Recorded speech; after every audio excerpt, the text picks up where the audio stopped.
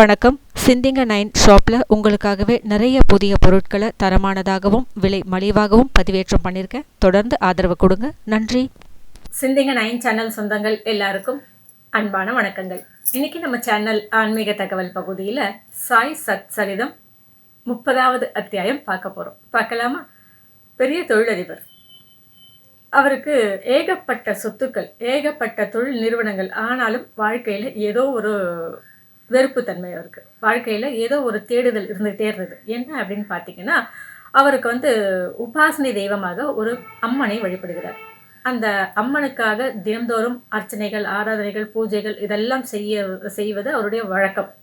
அந்த மாதிரி செய்யும்பொழுது ஒரு நாள் இரவு அவரின் தூக்கத்தில், அவரோட கனவுல அந்த உபாசனை தெய்வம் வருது. அதாவது அந்த அம்மன் அந்த தொழிலதிபரின் கனவுல வராங்க. அந்த கனவுல வந்த அம்மன் என்ன சொல்றாங்க அப்படின்னா, நீ உடனடியாக போயிட்டு பாபாவை பார்க்கணும் அப்படின்னு சொல்றாங்க. இவருக்கு பாபா யாரு, அவருடைய விலாசம் என்ன, பாபாவை நான் ஏன் போய் பார்க்கணும் அப்படின்ற கேள்விகளை தன் உபாசனை தெய்வத்திடம் கேட்கறதுக்கு முன்னாடியே கனவு கலைஞ்சிடுது. உடனே அவருக்கு விழிப்பு வருது. அந்த விழிப்புல ஏகப்பட்ட கேள்விகள். நாம எதுக்கு பாபாவை பார்க்கணும், பாபா யாரு, பாபாவை நாம ஏன் சந்திக்கணும், இந்த மாதிரியான கேள்விகள் அவர் மனசுல ஓடுது. அப்போ அவர் என்ன நினைக்கிறார், இதெல்லாம் நமக்கு உபாசனை தெய்வம் கனவுல சொல்லியிருக்கு அப்படின்னா இதில் ஏதாவது ஒரு விஷயம் இருக்கும். அதனால் நம்ம உபாசனை தெய்வம் வழிகாட்டிய அந்த பாபாவை நாம் சந்திக்கிறதுக்கு முன்னாடி நம்மளுடைய உபாசனை தெய்வத்தின் அந்த ஆலயத்துக்கு போயிட்டு வழிபட்டுட்டு அதற்கு பிறகு பாபாவை தேடக்கூடிய ஒரு விஷயத்தை செய்யலாம் அப்படின்னு சொல்லிட்டு அவர் என்ன பண்ணுறார், தன்னுடைய உபாசனை தெய்வத்தின் ஆலயத்துக்கு போகிறார். அந்த ஆலயம் பழங்கால புராதனமான ஆலயம், பெரிய ஆலயம். அந்த ஆலயத்தில் குளங்கள், அந்த மாதிரியான விஷயங்கள் நிறைய இருக்குது. அந்த மாதிரி போகும்பொழுது அந்த குளக்கரையில் ஒரு பக்தர் குளிச்சிட்ருக்கார். அந்த பக்தர் பாபாவின் பாடலை பாடிட்டே குளிக்கிறார். இவருக்கு அந்த கனவு ஞாபகத்துக்கு வருது. ஏன்னா பாபாவை போய் பார்க்கணும் அப்படின்னு சொல்லிட்டு உத்தரவு வந்திருக்கு இல்லையா அவருக்கு, உபாசனை தெய்வத்துக்கிட்ட இருந்து. அதனால இந்த பாபாவின் பாடல் தன் செவிகளுக்கு வரும்போது இவர் அவரை பற்றின விஷயத்தை கேட்கணும் அப்படின்ற ஒரு மனசில் ஒரு ஐடியாவுக்கு வந்துட்டார். அந்த பக்தர் வெளியில் வரும்போது, குளிச்சுட்டு வெளியில் வரும்போது இவர் அவர்கிட்ட பேச்சு கொடுக்குறார். நீங்கள் இப்போ ஒரு பாட்டு பாடிட்டு இருந்தீங்க, அதை நான் கேட்டுட்டு இருந்தேன். நீங்கள் யாரை பற்றி பாடிட்டு இருந்தீங்க அப்படின்னும்போது அவர் சொல்கிறார், அதாவது அவர் வேறு யாரும் கிடையாது, பாபாவினுடைய தீவிரமான பக்தர் ஷாமா.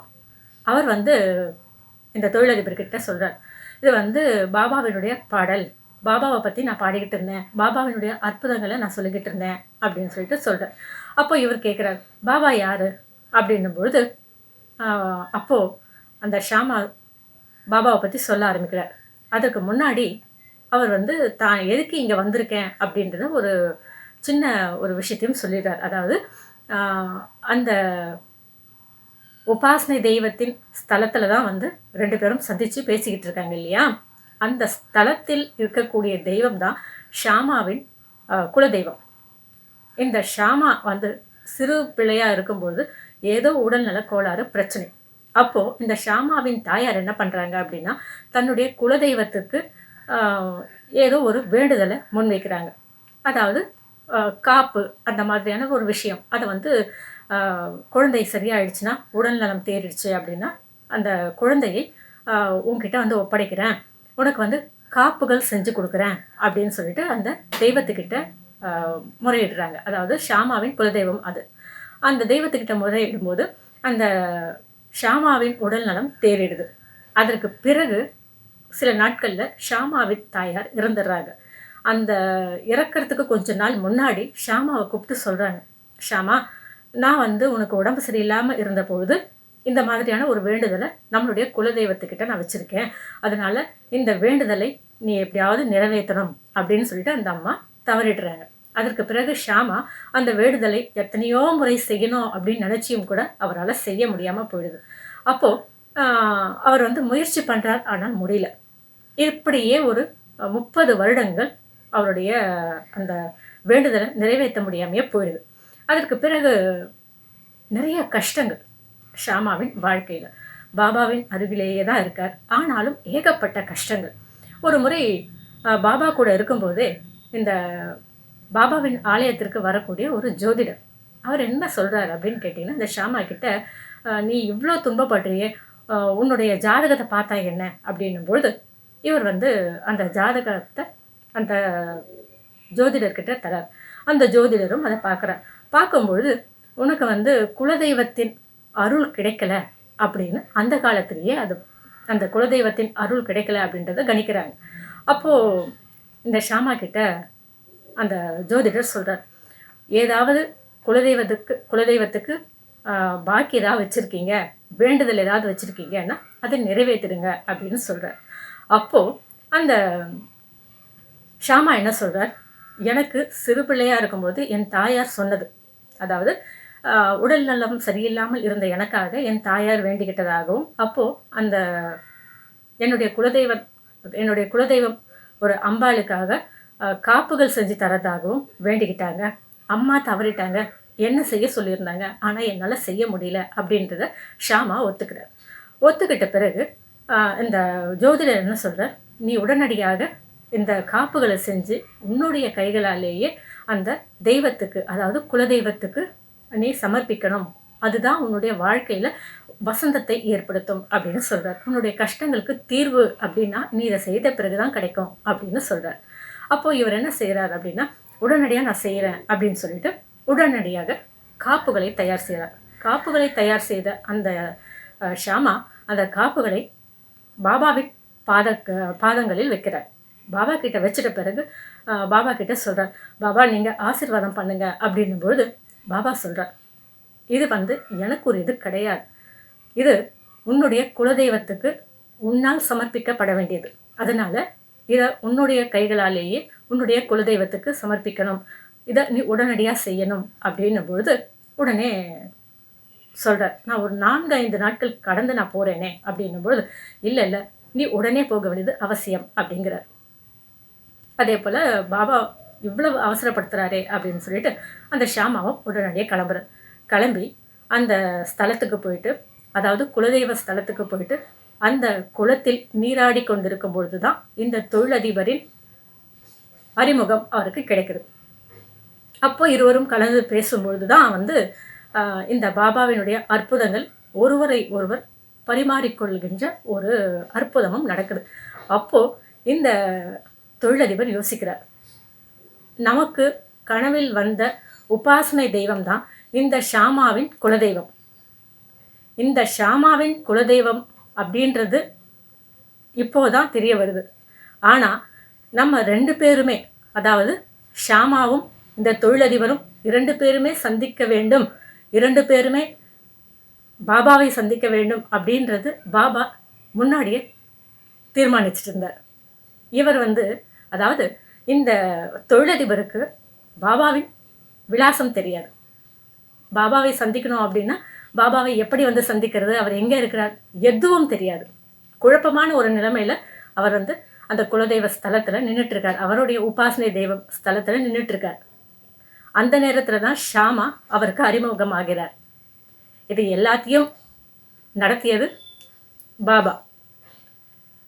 பாபாவுக்கு எப்படி தெரியும் இவர் நமக்காக காத்துக்கிட்டு இருக்கார், யாரு, அந்த தொழிலதிபர் நம்மை சந்திப்பதற்காக எங்கேயோ காத்துக்கிட்டு இருக்கார், அவர் வந்து நம்மை எப்படி சந்திக்கிறது, அவருடைய பாதை வந்து எப்படி தெளிவு கிடைக்கும் அவருக்கு அப்படிங்கிறதெல்லாம் யோசனை செஞ்ச பாபா அந்த பக்தரை தன்னிடம் வர வைக்கணும் அப்படின்றதுக்காக எவ்வளவு சீக்கிரமாக இந்த ஷாமாவின் வேண்டுதல், ஷாமாவின் தாயாரின் வேண்டுதல், குலதெய்வ வேண்டுதல் அதையும் பூர்த்தி செய்யும் விதமாக அந்த ஸ்தலத்துக்கு அனுப்பி அங்கே சரியான நேரத்தில் அந்த தொழிலதிபரின் கண்களுக்கு இந்த ஷாமாவை காட்டி எவ்வளவு அற்புதங்களை எங்கேயோ இருந்த பாபா செஞ்சிருக்காரு பார்த்தீங்களா. அதற்கு பிறகு அந்த காப்புகளை அந்த தொழிலதிபரின் உதவியோட அந்த ஷாமாவின் குலதெய்வத்துக்கு அம்மனுக்கு சாத்திய பிறகு அந்த தொழிலதிபர் ஷாமா இருவருமே கிளம்பி பாபாவை சந்திக்க வந்ததாகவும், இந்த தொழிலதிபருக்கு இனம் புரியாத ஏதோ ஒரு அச்சம், இனம் புரியாத ஏதோ ஒரு நிம்மதி இல்லாத ஒரு தன்மை, இதையெல்லாம் வந்து பாபா போக்கியதாகவும், அதற்கு பிறகு எங்கேயோ இருந்து பாபா தன்னை அருகில் அழைத்து கொண்ட அந்த பாசம், அந்த தாய் அன்பு, அந்த தாய் உள்ளம், இதையெல்லாம் உணர்ந்த அந்த தொழிலதிபர் பிறகு பாபாவை விட்டு பிரிஞ்சு மறுபடியும் அவருடைய வீட்டுக்கு வரத்துக்கு பிடிக்காத சூழ்நிலையில பாபாவின் கூடவே தங்கிட்டதாக சாய் சத் சரிதம் 30வது அத்தியாயம் சொல்லுது. அதுதான் பாபா. அவருக்கு ஏதோ ஒரு மனக்குறை, அது என்னன்னு சொல்ல தெரியல. ஆனா அந்த மனக்குறை பாபா கூட இருக்கும்பொழுது இல்லை, அவர் ரொம்ப நிம்மதியா இருக்கிறார் அப்படின்றத பாபா புரிஞ்சுக்கிட்டார். அந்த ஒரு காரணம் பாபா அந்த தொழிலதிபரை தன் அருகில் அழைச்சிக்கிட்டார். அதையும் ரொம்ப அவரை அலைய வைக்காம, ரொம்ப தேட வைக்காம, அவர் தன்னுடைய குலதெய்வத்தை நம்பி, அதாவது தன்னுடைய உபாசனை தெய்வத்தை நம்பி அந்த ஸ்தலத்துக்கு வந்தார். அந்த நேரத்தில் கரெக்டாக அவரை தன்னிடம் அழைத்து கொள்ளும் விதமாக தன்னிடம் இருந்த ஷாமாவை அவரை சந்திக்கிறதுக்கு அங்கே அனுப்பினார். ஆக ஷாமாவின் வேண்டுதல், தாயார், அதாவது ஷாமாவின் தாயாரின் வேண்டுதல் இதுவும் பூர்த்தியாச்சு. அந்த தொழிலதிபருக்கு உபாசனை தெய்வம் கனவில் சொல்லிய அந்த செய்தியும் உண்மையாயிடுச்சு. உபாசனை தெய்வம் காட்டிய பாபாவை அந்த தொழிலதிபர் பார்க்கிற பெரிய பாக்கியமும் கிடைச்சாச்சு. இதற்கு மேலே என்ன வேண்டும்? எங்கே சுத்தினாலும் தன்னுடைய பக்தர் கடைசியில் நம்ம கிட்ட கரெக்டாக நிற்கணும் அப்படிங்கிறது தான் பாபாவினுடைய பெரிய ஒரு எண்ணம். நம்மளுடைய பக்தர் எங்கேயும் எதற்காகவும் கஷ்டப்படக்கூடாது. அவர் சரியான நேரத்தில் நம்மக்கிட்ட வந்துடுவார். முன்னாடி ஒரு பதிவில் நான் சொல்லியிருந்தேன் பார்த்தீங்களா, அது காலில் நூல் சுற்றிய சிட்டுக்குருவிகள்.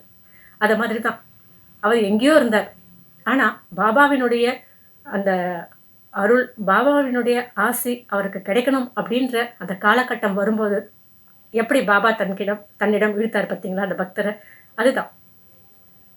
இப்படி யார் எங்கே இருந்தாலும் அவருக்கு தன்னுடைய அருளும் ஆசியும் கிடைக்கணும் அப்படின்னும்போது கண்டிப்பாக பாபா யார் மூலமாகவாவது தன்னிடம் இழுத்துக்கொள்வார், தன்னிடம் வர வச்சிடுவார். அதுதான் பாபா. இதுதான் குலதெய்வத்தின் வேண்டுதலையும் பூர்த்தி செய்தாச்சு. உபாசனை தெய்வம் சொன்ன அந்த பாபாவை சந்திக்கின்ற வாய்ப்பை தேடி அலைஞ்சிக்கிட்டு இருந்த அந்த தொழிலதிபரையும் தன்னிடம் இழுத்துட்டார் பாபா. இதுதான் சாய் சத் சரிதம் 30வது அத்தியாயம் சொல்லியிருக்கு. இன்னைக்கு சாய் சத் சரிதம் 30வது அத்தியாயம் எல்லாருக்கும் பிடிச்சிருக்கும் அப்படின்னு நான் நம்புகிறேன். ஓம் ஸ்ரீ சாய்ராம்.